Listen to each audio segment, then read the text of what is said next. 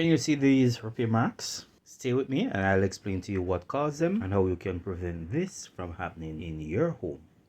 Though these are repairs, and they weren't caused by people punching the walls. They were caused by door handles. You see, door handles can be quite damaging, but with a few preventative measures, you can avoid the need for expensive repairs.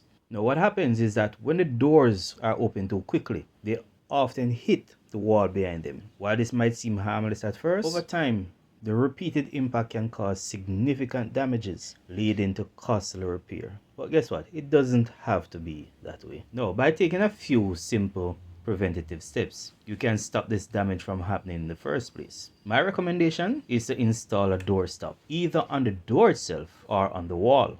This will prevent the door handle from making direct contact with the wall, effectively stopping any damages before it starts. Door stops are relatively inexpensive and can save you money on repairs in the long run. So if you're a homeowner, do yourself a favor and install these to protect your walls.